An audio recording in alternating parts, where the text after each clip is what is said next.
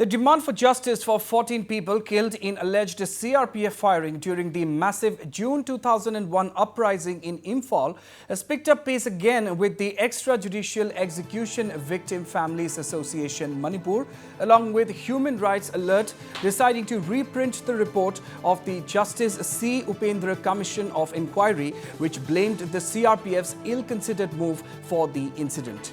The decision of the EEVFAM and HRA to reprint the report comes in the wake of the CBI closing the case, citing lack of sufficient admissible evidence on record during investigation to launch prosecution against the alleged security personnel of the CRPF.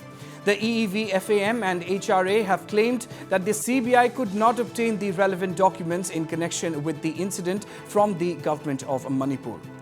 The entire case docket pertaining to this incident is stated to be missing from both the police as well as court records, the EEVFAM and HRA statement says. The case was handed over to the CBI in 2017 following a Supreme Court order.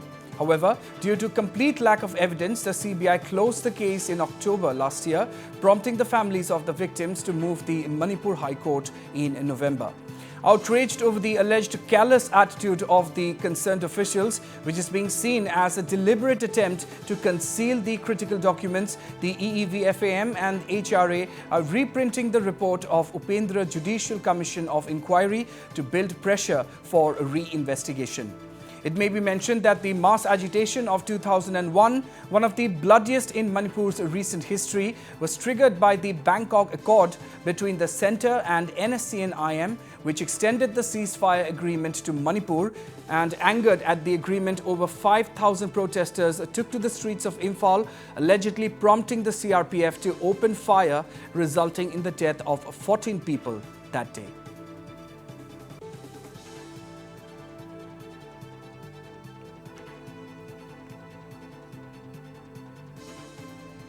And we are now being joined live from Imphal by Mr. Bablu Loitongbam, who is, of course, a rights activist and executive director of Human Rights Alert, which is reprinting the Justice C. Upendra Commission report. Well, first of all, Mr. Loitongbam, welcome to the show. Thank you for giving us your time this evening. Mr. Loitongbam, as the family members of the Great June Uprising still await justice, you have in a way relaunched this campaign, isn't it, to demand a re-investigation of the case that was closed by the CBI, citing a lack of complete evidence. So tell us more about the development. Over to you.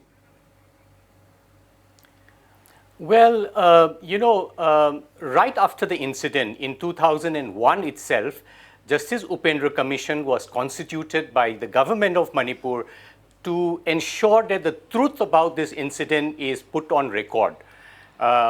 It took a long time for this commission to peruse the documents, get the statement, and finally the next year, in 2002, January, this report was submitted to the government. The moment it was submitted to the government have not placed it before the cabinet or the assembly or taken any action. And even RTIs which are filed to find out what exactly was the finding of this commission were summarily rejected. It was because of the Supreme Court intervention in the EEVFAM versus Union of India case, where we have raised 1,528 cases, that this report was placed before the Supreme Court, and we were given a copy of this report. This report clearly lays down the circumstances in which these 14 people died. Unfortunately, when this matter was handed over to the CBI and CBI conducted the investigation, the Manipur government said that the entire docket of all these documents, there were actually 2 FIRs which was filed, one in Imphal police station, another one in the city police station. All the information, documents, related documents of this FIR and the FR that was submitted to the court was missing, and the government did nothing about it. They said there was an inquiry, and the inquiry people who were involved in the inquiry have died, and so they didn't submit any relevant documents.